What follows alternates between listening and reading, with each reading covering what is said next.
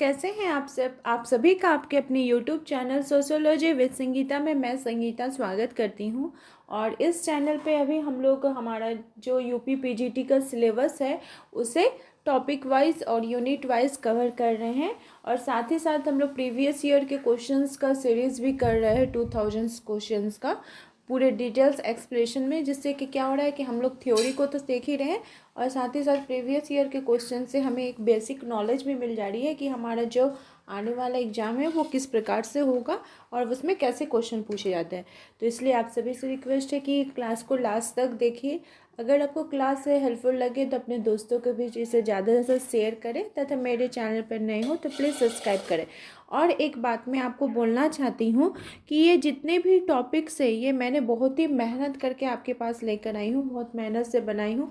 और मेरी कोशिश है कि एक ही क्लास में, आज का जो क्लास है अगर आप इसे अच्छे प्रकार से देख लेते हैं, समझ लेते हैं, तो आपको सामाजिक समूह के संदर्भ में पूरी अच्छे प्रकार से नॉलेज हो जाएगी। आपको नेक्स्ट कोई भी क्लास देखने की ज़रूरत नहीं पड़ेगी। तो चलिए क्लास को लेट ना करते हुए हम लोग एक एक करके इसे स्टार्ट करते हैं। तो देखिए, सामाजिक समूह जानने से पहले ये क्या है, एक हमारे प्राथमिक अवधारणाएं, हम लोग प्रमुख प्राथमिक अवधारणाओं को देख रहे हैं। तो जिसके अंतर्गत हम लोग किसको देख रहे हैं, समूह को देख रहे हैं। ये आपका सामाजिक समूह भी हो सकता है। तो समूह से हम लोग क्या समझते हैं कि जब दो या दो से अधिक व्यक्ति एक ही अर्थ की पूर्ति के लिए, चाहे वो उसकी जो इच्छा कामना है, वो उसकी भाषा हो, उनका रंग रूप एक ही समान हो, अगर एक ही वस्तु को, एक ही चीज़ की पूर्ति करते हो तो वो क्या किसके अंतर्गत आ जाएंगे, तो वो समूह के अंतर्गत आ जाएंगे। तो ये तो हो गया एक आपको बेसिक इन्फॉर्मेशन। लेकिन जब हम समाजशास्त्र पढ़ते हैं तो समाजशास्त्र में विभिन्न समाजशास्त्रियों ने इसके संदर्भ में भिन्न भिन्न परिभाषाएं दी हैं तथा हमको क्या करना होगा, उन परिभाषाओं का जो की कॉन्सेप्ट है उसे समझना होगा कि आखिर ये समाजशास्त्री कौन क्या बोलना चाहते हैं। तो सबसे पहला आ जाएगा आर्गवन तथा निमकॉफ का। उन्होंने वे बताते हैं कि जब दो या दो से अधिक व्यक्ति एक साथ मिलते हैं और एक दूसरे से प्रभावित करते हैं तो वे क्या कहलाते हैं, सामाजिक समूह का निर्माण करते हैं। इसमें उन्होंने क्या बताया कि जब दो या दो से अधिक व्यक्ति एक साथ मिलते हैं और क्या करते हैं, एक दूसरे को प्रभावित करते हैं। तो यहाँ पे क्या आ जा रहा है, मिलना आ जा रहा है, साथ ही साथ क्या आ जा रहा है, प्रभावित करना आ जाता है।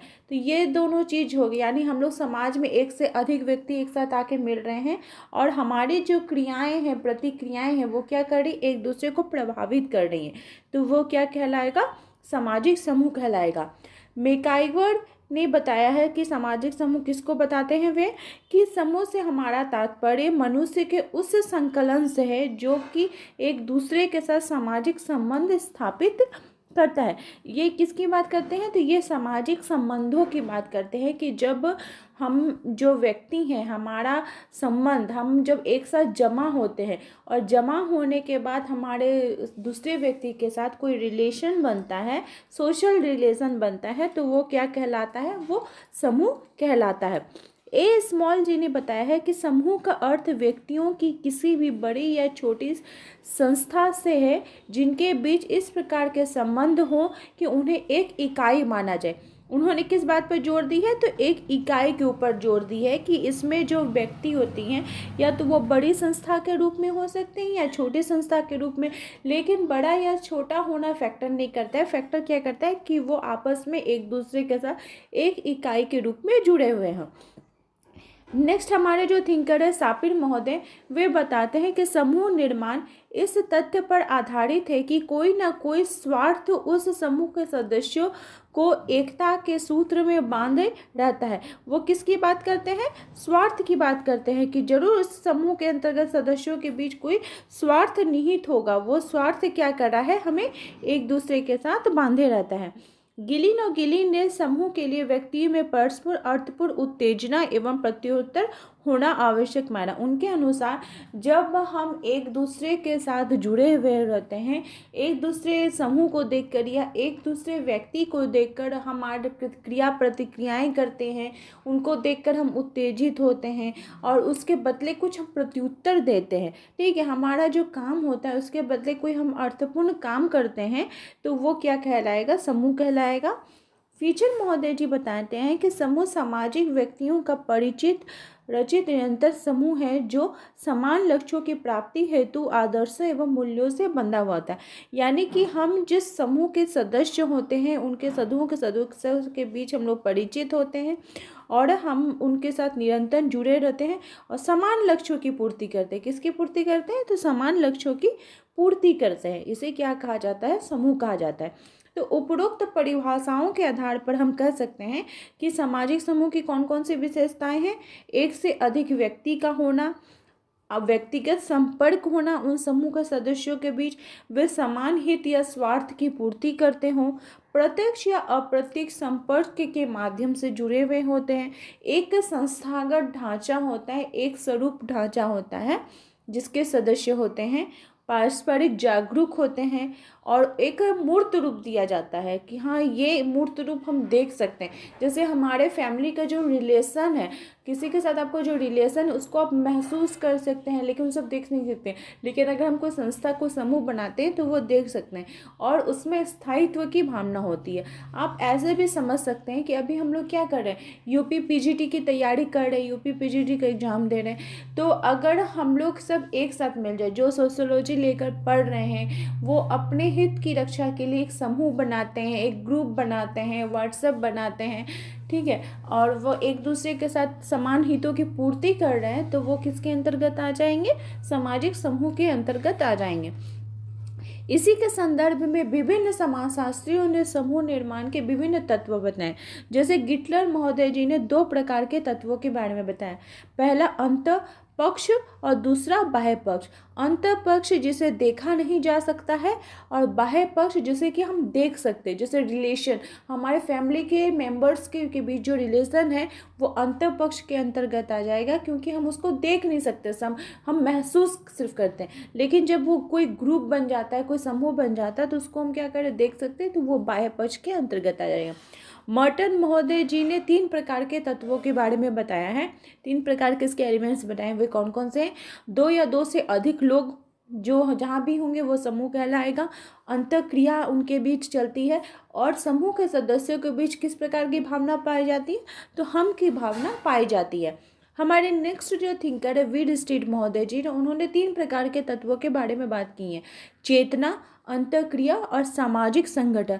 चेतना अर्थात हमारे बल बुद्धि के विवेक से है, जिससे क्या करते हैं, हम एक दूसरे के साथ जुड़ित होते हैं, हम समूह के सदस्य आपस में अंतःक्रियाएं करते हैं और हमारा जो क्रिया प्रतिक्रिया क्या एक सामाजिक संगठन के रूप में उस समूह के सदस्य होने का हमें परिभाषित करता है। हमारे जो नेक्स्ट थिंकर हैं जैसे सोरोकिन जिम्मरमैन एवं गाल्पिन महोदय जी, ये बताते हैं, उनकी जो बहुत ही फेमस पुस्तक है the systematic source book of rural sociology, इसमें वे बताते हैं कि समूह हम किसको कहेंगे? समूह का इम्पोर्टेंट तत्व कौन है? समान भाषा, रीति रिवाज में विश्वास, समान मित्र और क्या बोला उन्होंने मित्र या शत्रु होंगे, या समान पूर्वजों में विश्वास। ये जहाँ पर चीज़ें पाई जाती हैं वो कौन सा कहलाएगा? सामाजिक समूह कहलाएगा। अब हम लोग देखते हैं समूह के प्रकार के संदर्भ में, तो विभिन्न समाजशास्त्रियों ने भिन्न भिन्न इसके लेकर अपनी बातें कही हैं। जैसे समनर महोदय ने, उनकी बहुत ही फेमस बुक है फोकवेज, जो कि 1907 में उन्होंने प्रकाशित की थी। इसमें उन्होंने अंतर समूह एवं बाह्य समूह की अवधारणा दी और इस पुस्तक को अगर बोला जाए तो समाजशास्त्र का बाइबल कहा जाता है, क्योंकि जैसे बाइबल क्या है? एक धार्मिक ग्रंथ है, तो समाजशास्त्र के लिए यह एक धार्मिक ग्रंथ है। कौन सी पुस्तक? फोकवेज। उन्होंने फोकवेज के बारे में बताया गया है। और एक यहाँ पे क्वेश्चन आपसे पूछा जा सकता है कि प्रथम एकेडमिक समाजशास्त्री कौन थे? तो वे समनर महोदय जी थे। उन्होंने ही एकेडमिक तौर पर पढ़ाई स्टार्ट कराने के लिए समाजशास्त्र विषय जैसे पढ़ाया जा सके, ये बात किन्होंने की थी? समनर महोदय जी ने की थी। हमारे नेक्स्ट थिंकर है चार्ल्स कूले जी। चार्ल्स कूले जी की अगर बात की जाए, इनकी बहुत ही इम्पॉर्टेंट बुक है सोशल ऑर्गेनाइजेशन। इसमें उन्होंने प्राथमिक समूह की अवधारणाएं दी हैं और इन्होंने कहा है कि प्राथमिक समूह जो होता है वो मानव स्वभाव की नर्सरी होता है। क्यों? उन्होंने बताया है कि जब व्यक्ति जो बालक होता है कोई भी चीज़ को सीखता है तो कहाँ पे, नर्सरी मतलब कोई भी चीज़ को बड़ा करना, कोई जैसे पेड़ पौधा कोई भी चीज़ को जब हम उसको पाल पोस के बड़ा करते हैं तो एक बच्चे की जो प्राथमिक शिक्षा होती है, समाजीकरण की अंदर उसकी जो भावना उसके अंतर्गत आएगी, वो कहाँ से आती है, तो फैमिली के अंतर्गत आती है। फैमिली से सीखता है, फिर थोड़ा बच्चा बड़ा होता है तो वो प्लेग्राउंड में जाता है तो वहाँ जाके प्लेग्राउंड में सीखता है। तो कूले जी के अनुसार प्राथमिक समूह से उनका तात्पर्य क्या था कि उन समूह से जिसमें आमने सामने के घनिष्ठ संबंध और सहयोग पाए जाते हैं।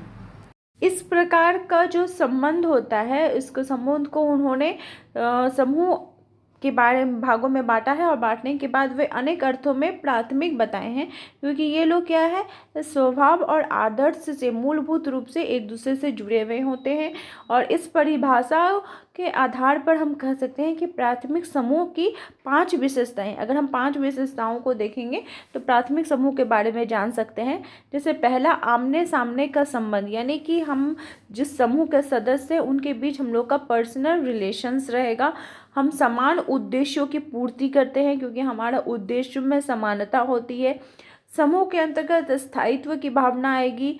समूह का जो रूप होता है, प्राथमिक समूह का रूप होता है, छोटा होता है, लघु होता है, और लोग इसमें कैसे जुड़े हुए होते हैं तो एक दूसरे के साथ घनिष्ठ रूप से जुड़े हुए होते हैं। इन्होंने प्राथमिक समूह के अंतर्गत परिवार, खेलकूद और पड़ोस, इसे 3 भागों में बांटा है।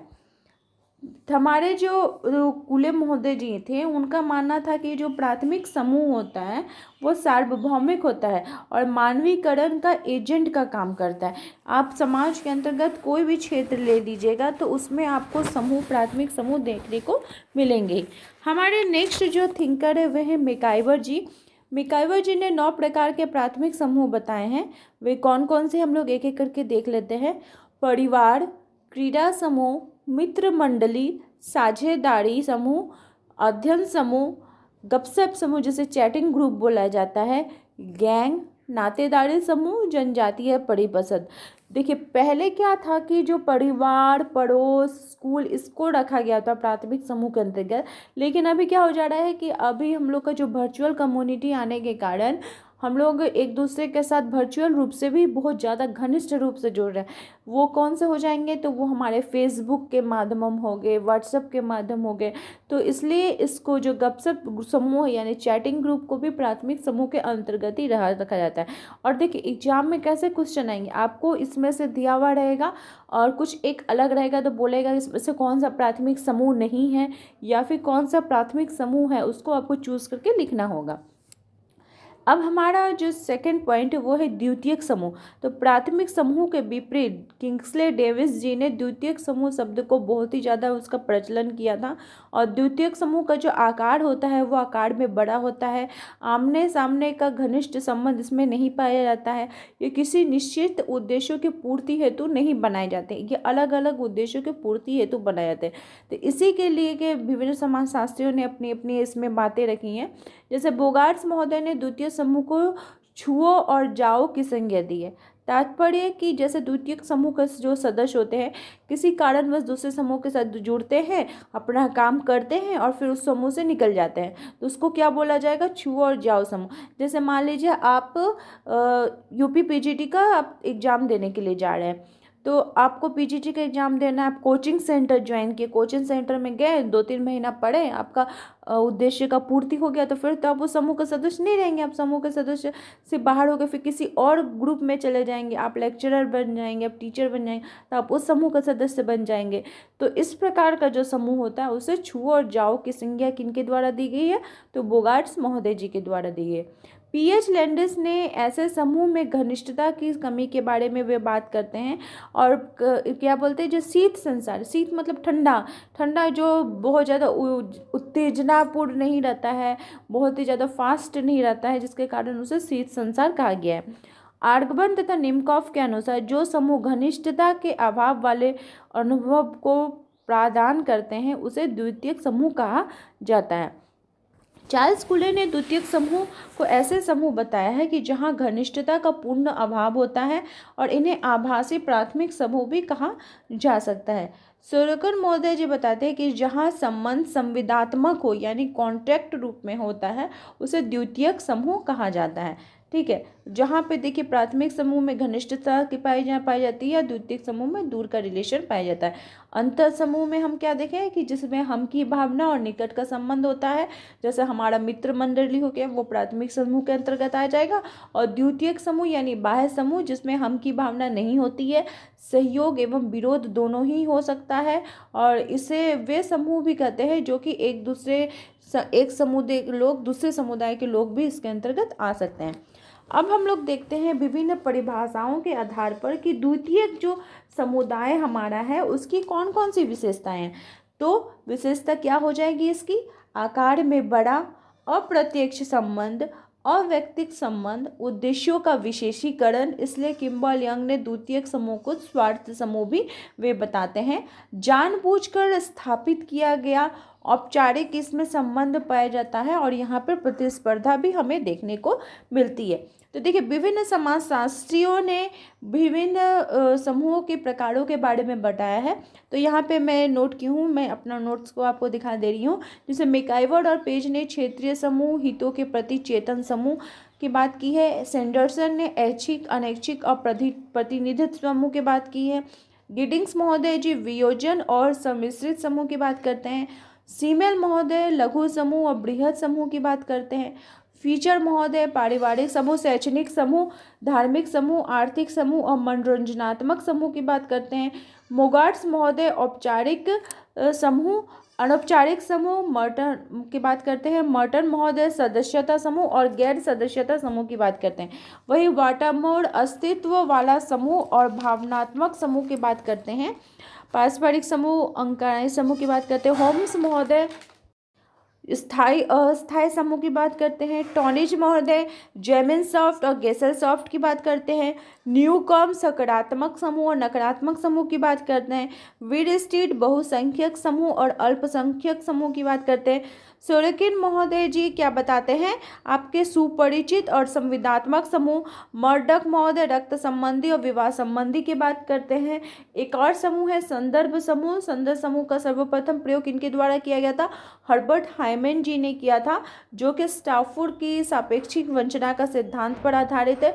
बाद में मर्टन ने इसका विस्तृत अध्ययन किया और एक ऐसा समूह बताया कि जिसका कि व्यक्ति सदस्य बनने की इच्छा रखता है, वो उस समूह का सदस्य होता नहीं है लेकिन इच्छा रखता है। जैसे मान लीजिए कि अभी आप कॉलेज में हैं, पढ़ रहे हैं, लेकिन आप अपने लेक्चरर को देखते हैं, अपने टीचर को देखते हैं, तो आपके अंदर ये इच्छा होती है काश मैं उनके जैसा हूँ, उनके पोजीशन पे आऊँ, उनके जैसा सदस्य का समूह बनूँ।